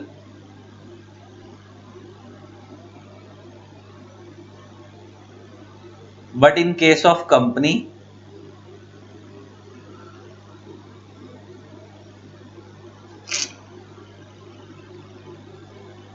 LLP structure is rigid, structure is rigid, strict structure होता है, आपको एज पर लॉ फॉलो करना पड़ता है। अच्छा, तो इसका मतलब मैं क्या कह रहा हूं, समझ आ रही है बात? तो सोल प्रोप्राइटरशिप और पार्टनरशिप में जो स्ट्रक्चर होता है वो फ्लेक्सिबल होता है, आप अपने हिसाब से काम करो, जो दिल में आए वो करो। लेकिन कंपनी और LLP के अंदर जो स्ट्रक्चर होता है वो रिजिड होता है, वहां पे आपको एज पर लॉ ही चलना पड़ता है। जब मैं बोलूं स्ट्रक्चर, तो स्ट्रक्चर का मतलब है इंटरनल स्ट्रक्चर, आप कैसे डिजाइन कर रहे हो, इंटरनली कैसे काम करोगे, कैसे पॉलिसीज बनाओगे, कौन सी चीज करोगे, कौन सी। अच्छा देखो, नॉर्मल बंदा लोन लेना है अपने हिसाब से लेगा, है ना। कंपनी में लोन लेना तो पहले डायरेक्टर की परमिशन लेनी पड़ेगी, शेयर होल्डर्स की परमिशन लेनी पड़ेगी। नॉर्मल बंदे को इन्वेस्टमेंट करनी है तो बंदा अपने हिसाब से कर लेगा सोल प्रोप्राइटरशिप के अंदर, है ना, पार्टनरशिप में। कंपनीज के अंदर अगर आपको दूसरी कंपनी में इन्वेस्टमेंट करनी है, कहीं और इन्वेस्टमेंट करनी है, तो आपको फिर शेयर होल्डर की परमिशन लेनी है। आपको नॉर्मल बंदे को अपना बिजनेस चेंज करना है, आज ये वाला दुकान में सामान पड़ा है, कल को इसको निकाला, नया माल ले आए। मान लो कोई हलवाई है, हलवाई का काम बंद करके रेडीमेड गारमेंट का स्टार्ट करना चाहता है, कर ले। लेकिन कंपनीज के केस के अंदर क्या होता है, प्रॉपर उनको ऑब्जेक्ट क्लॉज चेंज करना पड़ेगा, प्रॉपर शेयर होल्डर की परमिशन लेनी पड़ेगी। तो वो यही बता रहा है कि इसका हर चीज वहां पे रिजिड है, आप आसानी से कुछ नहीं कर सकते। तो इन केस ऑफ, मैंने समरी बनवा दी इस पैराग्राफ की भी, कि सोल प्रोप्राइटरशिप और पार्टनरशिप होगी तो स्ट्रक्चर फ्लेक्सिबल होगा, कंपनी और LLP होगी तो स्ट्रक्चर क्या होगा, रिजिड। तो देखो पढ़ रहा हूं, as far as possible the form of organisation chosen should allow flexibility of the administration, कि इंटरनल ऑर्गेनाइजेशन जो बिजनेस है वो अच्छे तरीके से चले। तो कह रहा है internal organisation of a sole proprietary business for instance is very simple and therefore any change in it administration can be effected with least convenience and loss, least inconvenience and loss. तो आ गई ना बात। तो कह रहा है कि सोल प्रोप्राइटरशिप में बहुत कम इन्वेस्टमेंट होती है, बंदा अपने हिसाब से डिजाइन करता है बिजनेस को। तो पापा लोगों की जो गली मोहल्ले में दुकान होती है, तो आप अपने हिसाब से कुछ भी चेंज कर लो, कोई फर्क नहीं पड़ता, आपको ना ज्यादा कोई दिक्कत आती है। और कह रहा है लार्ज एक्सटेंट तक मोटा मोटा पार्टनरशिप में भी सेम रूल लगता है, पार्टनरशिप में भी अपने हिसाब से चेंज कर लो, कोई ज्यादा फर्क नहीं आता है, कोई दिक्कत वाली बात नहीं है। लेकिन अगर हम कंपनीज की बात करें तो वहां पे स्ट्रक्चर फ्लेक्सिबल नहीं होता, लार्ज स्केल में तो खासकर से फ्लेक्सिबल नहीं होता, बहुत रिजिड होता है। वो यही बता रहा है कि अगर आपका छोटा चेंज करना है या सब्सटेंशियल चेंज करना है, छोटा है बड़ा, आप आसानी से अलाउ नहीं होता, आपको ऑब्जेक्ट क्लॉज ऑल्टर करने पड़ेंगे, बहुत सारी चीजें देखनी पड़ेंगी। तो कह रहा है 10 फ्लेक्सिबिलिटी पॉइंट ऑफ व्यू से सोल प्रोप्राइटरशिप जो है वो बेटर है एज कंपेयर टू कंपनी और LLP वगैरह से। तो ये मैंने तुम्हारे को समरी बनवा दी पूरे पैराग्राफ की। अब आता है division of profit. Division of profit का मतलब है कि आप प्रॉफिट को बांटना चाहते हो या नहीं। कुछ हर तरीके का लोग होता है। सोल प्रोप्राइटरशिप में क्या होता है कि देखो हर चीज के फायदे में नुकसान भी है। सोल प्रोप्राइटरशिप में क्या होता है, बंदे का जितना प्रॉफिट हो रहा है सारा उसी का है, लेकिन अगर कल को लॉस हो गया तो सारा लॉस चुकाना भी पड़ेगा, वो पर्सनली लायबल होता है, उसके अपने पर्सनल एसेट तक बिक जाते हैं। लेकिन कंपनी और LLP में ऐसा नहीं होता। कंपनी और LLP में क्या होता है, प्रॉफिट तो डिस्ट्रीब्यूट होता है, लेकिन फिर वहां पे लाइबिलिटी अनलिमिटेड नहीं होती, वहां पे लाइबिलिटी लिमिटेड होती है। जितने का उन्होंने शेयर में पैसा लगा रखा है और जितना उनके शेयर पे अनपेड रह गया वो खाली उतना चुकाते हैं, उससे एक्स्ट्रा नहीं चुकाते।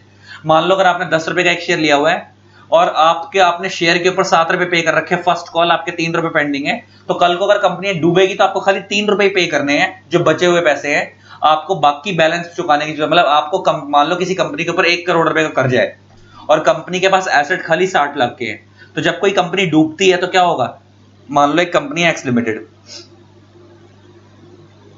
उसके पास जो एसेट्स हैं वो 60 लाख के हैं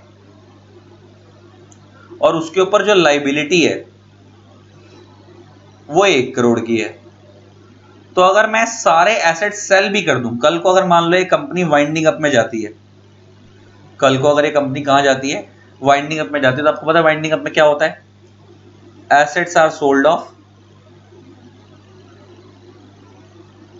and liabilities are paid of.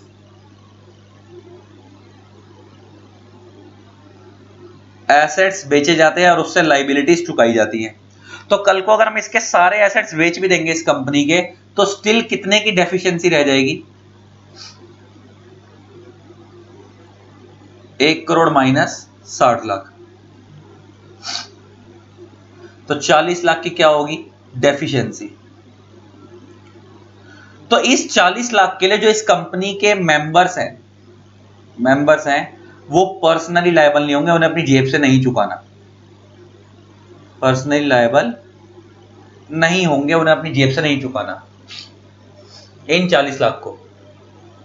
लेकिन ऑन द अदर हैंड अगर ये कंपनी की जगह पार्टनरशिप फर्म होती नॉर्मल या सोल प्रोप्राइटरशिप होती, तो उसमें बिजनेस में जितने एसेट हैं अगर हम उन सबको बेच भी देंगे और उससे भी अगर लाइबिलिटी पूरी नहीं हो रही है, तो उन बंदों के अपने घर बार सब बिक जाएंगे, वो पर्सनली लायबल होते हैं। तो पार्टनरशिप और सोल प्रोप्राइटरशिप के अंदर वो लोग पर्सनली लायबल होते हैं, उनका घर वगैरह सब बिक जाएगा अगर जो डेफिशिएंसी हो रही है। जैसे मान लो सेम केस अगर कोई इंडिविजुअल का होता, मान लो अगर ये कंपनी ना होकर अगर ये पार्टनरशिप होती, मान लो अगर ये कंपनी ना होकर ये पार्टनरशिप फर्म होती और ऐसा केस बन जाता कि एसेट इतने हैं और लाइबिलिटी इतनी है और डेफिशिएंसी 40 लाख की होती, तो इस केस के अंदर आपको पता क्या होता, जो इसके पार्टनर्स हैं वो 40 लाख रुपीस के लिए पर्सनली लायबल होते। क्या होते? पर्सनली लायबल होते। उनका घर बार सब बिक जाता, घर बार सब बिक जाता। समझ आती है बात? तो ये एक चीज ध्यान देने वाली है, ये एक चीज ध्यान देने वाली है, समझने वाली है। ठीक है जी। तो वो यही कह रहा है डिवीजन ऑफ प्रॉफिट। तो वहां पे हर चीज के फायदे नुकसान है। तो मैं तुम्हारे ये बताना चाह रहा हूं कि पार्टनरशिप के अंदर जनरली प्रॉफिट डिस्ट्रीब्यूट करना पड़ता है, लेकिन सारा प्रॉफिट आपस पार्टनर्स में बांट लेते हैं, है ना। और कंपनी के केस में तो क्या होता है, डिविडेंड डिक्लेयर होता है प्रॉफिट में से, लेकिन कुछ पैसा रिजर्व में रखते हैं, कुछ करते हैं, बहुत सारे क्लेश बनते हैं वहां पे, तो है ना। और इंडिविजुअल में तो सारा वो खुद ही रख लेते हैं। तो कह रहा है कंपनी और पार्टनरशिप के अंदर थोड़ा बहुत फायदा, सॉरी सोल प्रोप्राइटरशिप और पार्टनरशिप में थोड़ा फायदा ये होता है कि आपको प्रॉफिट पूरा अपने हाथ में आता है, लेकिन नुकसान ये होता है कि आपकी लाइबिलिटी अनलिमिटेड होती है, पर्सनली लायबल होते हैं। लेकिन एलएलपी और कंपनी के केस में प्रॉफिट के अंदर बड़ी दिक्कत है, सब में बटेगा और प्रॉपर रिजर्व्स वगैरह भी क्रिएट होंगे, सब कुछ होगा, लेकिन फायदा ये है कि लाइबिलिटी जो होती है वो लिमिटेड होती है, अनलिमिटेड नहीं होती है। तो ये बता रहा है, कह रहा है partner profit is a guiding factor, guiding force. हर बंदा धंधा क्यों कर रहा है? प्रॉफिट कमाने के लिए, है ना। तो कह रहा है an entrepreneur desiring to pocket all the profit of business will naturally prefer sole proprietorship. अगर कोई बंदा, लिखा है ना लाइन के लिखी है, टू पॉकेट ऑल प्रॉफिट का मतलब है अगर कोई बंदा सारा पैसा खुद कमाकर खुद ही अपने पास रखना चाहता है, तो ऐसा बंदा हमेशा सोल प्रोप्राइटरशिप को प्रेफर करेगा। बिकॉज ऑफकोर्स सोल प्रोप्राइटरशिप में लाइबिलिटी जो होती है वो अनलिमिटेड होती है। लाइबिलिटी अनलिमिटेड का मतलब आपको समझ आ गया कि आप पर्सनली लायबल हो। बिजनेस के सारे एसेट बिकने के बाद भी अगर आपकी लाइबिलिटी नहीं चुका पा रहे हो तो जितना नुकसान हो गया आप पर्सनली लायबल हो। लेकिन कह रहा है but if is willing to share the profit, वो पार्टनरशिप बना सकता है, कंपनी बना सकता है। लेकिन ध्यान देने वाली ये कह रहा है कंपनीज के अंदर प्रॉफिट डिस्ट्रीब्यूट होता है एज पर लॉ, मगर वहां पे लाइबिलिटी क्या होती है? लिमिटेड होती है। तो कंपनी में लाइबिलिटी का फायदा लिमिटेड है, लेकिन वहां पे फिर आपको पता ही है। तो हम यहाँ कह सकते हैं डिवीजन ऑफ प्रॉफिट वाले केस के अंदर अगर कोई बंदा शेयरिंग ऑफ प्रॉफिट करना चाहता है तो वो कंपनी, एलएलपी या पार्टनरशिप भी बनाएगा। ऑब्वियसली बात है, पार्टनरशिप में शेयरिंग तो होती है, वो अलग बात है, लायबिलिटी अनलिमिटेड, लेकिन शेयरिंग तो होती है प्रॉफिट की, पार्टनर्स में बढ़ता है। लेकिन अगर कोई बंदा शेयरिंग ऑफ प्रॉफिट नहीं करना चाहता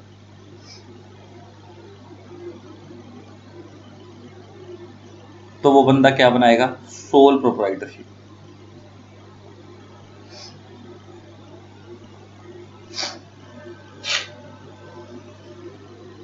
बात समझ आ गई जी? अब आता है टैक्स इंप्लीकेशन। क्या ये भी मैंने आपको ऑलरेडी बता दिया था? जनरली कंपनीज के केस में, एलएलपी के केस में, पार्टनरशिप के केस में टैक्स रेट हायर होता है।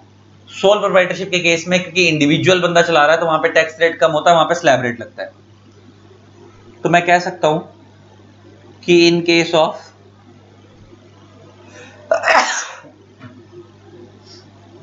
सोल प्रोप्राइटरशिप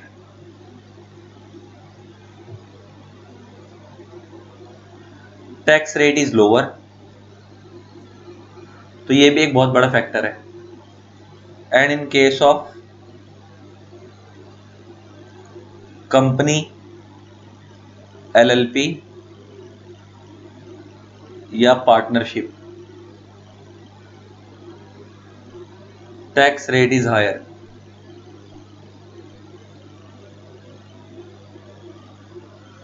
बस ये चीज समझनी है, कितना टैक्स रेट है वगैरह वगैरह ये आपको पेपर में लिख के नहीं आना। अब इतना भी लिखा होगा तो बहुत है, ये सब आपको थोड़ी देखना, क्योंकि टैक्स के रेट बढ़ते घटते रहते हैं, हर साल अपडेट होते हैं, लेकिन तुम्हारे स्टडी मेट में अपडेट नहीं होते। तो छोड़ दो ये चीज, अपने आप छोड़ दो, इन लिमिट में को याद करने की जरूरत नहीं है। नेक्स्ट आता है ज्योग्राफिकल मोबिलिटी। ज्योग्राफिकल मोबिलिटी का मतलब होता है आप किस लेवल पे, किस एरिया में डील करना चाहते हो। अगर आप लोकल लेवल पे बिजनेस करना चाहते हो, लोकल लेवल पे ज्योग्राफिकल एरिया आपका छोटा है, तो सोल प्रोप्राइटरशिप या पार्टनरशिप बेटर है। अगर आप पूरे इंडिया लेवल पे डील करना चाहते हो तो उसके इसके लिए कंपनी एलएलपी बेटर है। तो देखो लिख लो, ज्योग्राफिकल मोबिलिटी की समरी बनाओ। लोकल लेवल पे बिजनेस करना है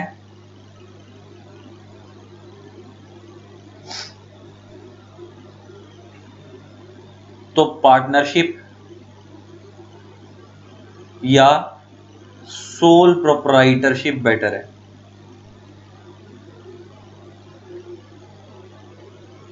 ठीक है जी। और अगर इंडिया लेवल पे बिजनेस करना है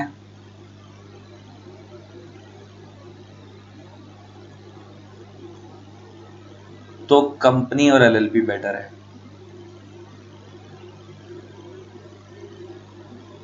ठीक है जी, ये चीज समझने वाली है। तो ज्योग्राफिकल मोबिलिटी समझ आ गया कि ज्योग्राफिकल मोबिलिटी बड़ा वाइडर रोल प्ले करती है। सोल प्रोप्राइटरशिप पार्टनरशिप सूटेबल है लोकल लेवल के लिए, देखो बता रहा है, मगर आप ऑल ओवर इंडिया में डील करना चाहते हो तो कंपनी और एलएलपी बेटर होती है। Company form is better, may be prefer. अब आती है मैनेजरियल नीड्स। अच्छा, क्या आप मैनेजरियल नीड्स का मतलब है किस बिजनेस को मैनेज करने की ज्यादा जरूरत होती है। छोटे बिजनेस को, जो लोकल लेवल के बिजनेस होते हैं, पापा लोगों की दुकान हो गई, ये छोटे लेवल के बिजनेस, तो उनके लिए मैनेजरियल नीड्स लेस होती हैं। ऑब्वियस सी बात है कि उनको मैनेज करने की जरूरत नहीं है, अकेला बंदा दो बंदे मिल संभाल लेते हैं। बड़े लेवल के बिजनेस होते हैं तो उनके लिए मैनेजरियल नीड्स हायर होती हैं, क्योंकि उनके लिए प्रॉपर डिवीजन बनाने पड़ते हैं, प्रॉपर स्टाफ अपॉइंट करने पड़ते हैं। आपको पता है ना, बड़े लेवल पे तो कंपनी जब बनती है तो मैनेज मार्केटिंग के अंदर अलग अलग, मतलब अलग अलग डिपार्टमेंट बनते हैं उनके, marketing department, finance department, legal department, proper manage करना ज्यादा होता है क्योंकि वहां पे मैनेजरियल नीड्स हायर है। तो इसकी भी अगर समरी बनाए तो क्या बनेगी।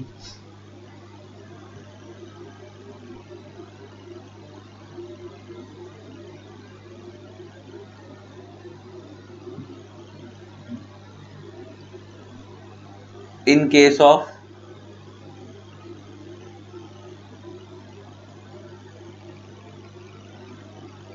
Sole proprietorship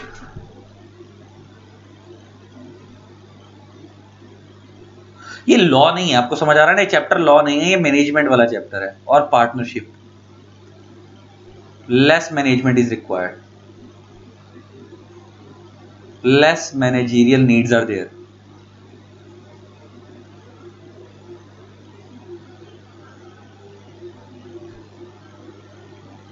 in case of company और एलएलपी,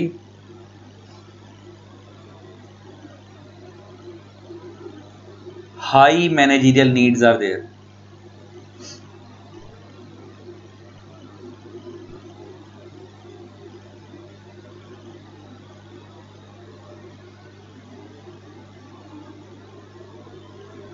ठीक है जी, बात समझ आ गई। तो ये चीज समझने वाली थी।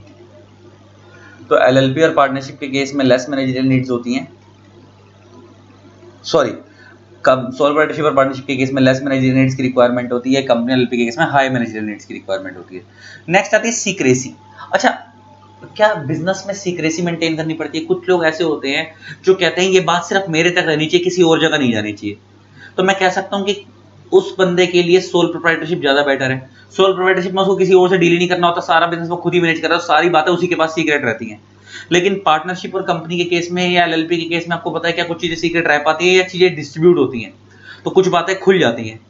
तो बहुत सारे बंदे ऐसे जो चाहते हैं कि मान लो कोई तुम्हारे पास कोई ऐसी चीज का तुम बिजनेस करना चाहते हो जो तुम चाहते हो ये फॉर्मूला सिर्फ तुम्हारे पास रहे, किसी और के पास ना जाए, तो मैं ऐसा बंदा सोल प्रोप्राइटरशिप बनाए, वो बेटर है, क्योंकि उसमें किसी और को चीज डिस्क्लोज नहीं होगी, आप अकेले ही डील कर रहे हो बिजनेस को। लेकिन कोई बंदे कहते हैं जिनको सीक्रेसी से फर्क नहीं पड़ता कि बिजनेस का तुम्हारा फॉर्मूला सीक्रेट है या नहीं है, क्या फर्क पड़ रहा है, क्योंकि पार्टनरशिप कंपनी एलएलपी के केस में तो सीक्रेसी रहती नहीं है, वहां पे चीजें खुल जाती हैं। तो मैन्युफैक्चरिंग प्रोसेस में तो तुमने देखो ना, बहुत सारे छोले भटूरे वाले होते हैं, ये बहुत सारे खाने पीने वाले होते हैं। तुमने सुना होगा कभी कभार, अगर तुम फूड ब्लॉगिंग चैनल देखते होगे तो वो बोलते हैं हमारा सीक्रेट मसाला है इसके अंदर, ये वो है। ऐसे लोग क्या करते हैं, और तुम देखते हो कि जो बड़े लेवल पर बिजनेस कर भी रहे हैं उसमें कुछ उनके सीक्रेट मसाले जो वो ये कहते हैं कि ये हम अपने जो उन्होंने कारीगर रखे होते हैं वो उनसे नहीं डलवाते, वो खुद डालते हैं, रात को रेडी करके आते हैं, उनसे बाकी चीज रेडी करवाते हैं, लेकिन मसाले मसाले वो खुद डालते हैं। इसका मतलब तुम्हें इससे समझ आता है क्योंकि वो डिस्क्लोज नहीं करना चाहते। इसका मतलब मैं कह सकता हूँ कि सोल प्रोप्राइटरशिप बिजनेस में सीक्रेसी ज्यादा होती है, क्योंकि आप उन चीजों को मैनेज कर रहे हो खुद अपने हैंड से। लेकिन कंपनी के अंदर, एलएलपी के केस के अंदर या पार्टनरशिप में सीक्रेसी कम होती है। तो देखो ये बता रहा है secrecy is a supreme importance factor in small business. छोटे लोगों को, छोटे बिजनेस के अंदर सीक्रेसी बहुत इंपॉर्टेंट है। That is why entrepreneur generally क्या सिलेक्ट करते हैं, सोल प्रोप्राइटरशिप, क्योंकि ज्यादातर बातें उन्हीं में रहती हैं। कह रहा पार्टनरशिप के केस में क्या होता है कि आपको ये नहीं पता ना कि आपने अपने पार्टनर के साथ मिलकर, तुमने देखोगे इसलिए तो पार्टनरशिप में या कंपनीज में धोखे होते हैं। मान लो 2-3 लोग हैं, मेरे पास कोई सीक्रेट फॉर्मूला था, मैंने अपने 2-3 दोस्तों को बोला यार मिलके काम करते, मेरे पे आइडिया बहुत अच्छा और मेरे को तरीका पता कैसे काम होगा, मैंने उनको अपना सीक्रेट बता दिया, उन लोगों ने मेरा सीक्रेट सुनकर सालों ने बाद में धोखा दे दिया मेरे को। ऐसा होता है ना, कई बार तुमने सुना होगा। तो लेकिन सोल प्रोप्राइटरशिप में तो ऐसा होगा ही नहीं तुम्हारे साथ, क्योंकि तुम खुद ही अकेले बिजनेस को चला रहे हो।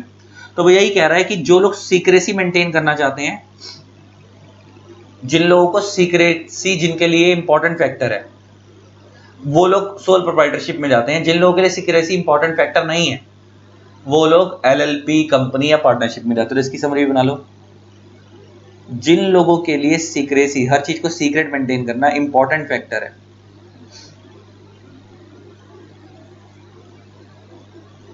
तो वो लोग क्या करते हैं, सोल प्रोप्राइटरशिप बनाते हैं।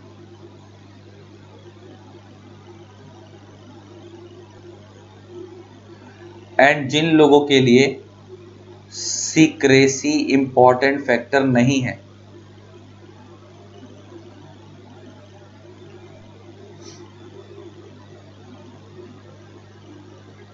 वो लोग कंपनी, एलएलपी या पार्टनरशिप बनाते हैं। ठीक है, तो ये टॉपिक खत्म हो गया हमारा। नेक्स्ट आता है इंडिपेंडेंस। अच्छा, इंडिपेंडेंस का मतलब होता है कि तुम्हें लगता है कि तुम सारा काम खुद ही कर लोगे, तुम्हें किसी और की जरूरत नहीं है। तो ऐसे लोग किस पे फोकस करते होंगे, सोल प्रोप्राइटरशिप पे, क्योंकि वहां पे फ्रीडम है। इंडिपेंडेंस का मतलब फ्रीडम है यहाँ पे, कि आप अपने हिसाब से काम करो, अपनी मनमर्जी से काम करो, जो मन में आए वो करो। ये नहीं है कि इलीगल करो, करो लीगली, लेकिन जो मन में आए वैसे करो। लेकिन क्या कंपनी और एलएलपी में फ्रीडम होती है? नहीं होती कंपनी एलएलपी में, क्योंकि वहां पे ज्यादातर सारी चीजें जो होती हैं वो किसके कहने पे करनी पड़ती हैं, गवर्नमेंट की इंटरफेरेंस बहुत होती है, सारी चीजें लॉ के अकॉर्डिंग होती हैं। तो यहाँ पे इंडिपेंडेंस का मतलब है फ्रीडम। तो मैं कह सकता हूं हाँ, पार्टनरशिप के अंदर भी फ्रीडम होती है, क्योंकि पार्टनरशिप बिजनेस के अंदर भी ज्यादातर लॉ, गवर्नमेंट की इंटरफेरेंस नहीं है। तो हम कह सकते हैं इन case of proprietorship, sole proprietorship और पार्टनरशिप, मोर फ्रीडम, मोर इंडिपेंडेंस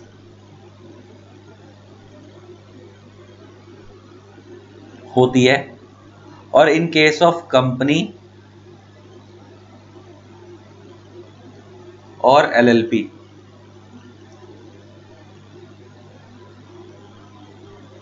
लेस इंडिपेंडेंस होती है। क्यों? क्योंकि यहां पे गवर्नमेंट की इंटरफेरेंस ज्यादा होती है। तो देखो ये बता रहा है company subject to strict government regulations, government rules के अकॉर्डिंग चलती है। तो एंटरप्रेन्योर के पास फ्रीडम जो होती है वो लिटिल होती है, क्योंकि गवर्नमेंट इंटरफेरेंस ज्यादा होती है। लेकिन सोल पार्टनरशिप और पार्टनरशिप में ऐसा नहीं होता, वो ये बता रहा है, बस खत्म। बाकी इस पैराग्राफ में कुछ खास नहीं था। इसी के साथ आपका चैप्टर फिनिश हो गया, पीछे क्वेश्चन आंसर आ गए। आई होप आपको चैप्टर अच्छा लगा होगा। ये ज्यादातर लॉ नहीं था, ये पहला चैप्टर, ये बेसिकली मैनेजरियल लेवल वाला चैप्टर था, लेकिन समझ आ गया होगा आपको, इसमें टेक्निकलिटी कुछ नहीं थी। इसी तरीके से वीडियोस को प्यार देते रहे, keep loving, keep supporting, thanks a lot, bye bye. जिन लोगों ने अभी तक हमारे यूट्यूब पे चैनल को सब्सक्राइब नहीं करा, सब्सक्राइब कर देना, साथ में बेल आइकन को प्रेस कर देना, ताकि आप लोगों को मेरे न्यू वीडियोस की नोटिफिकेशन मिलती रहे। Tata, love you all.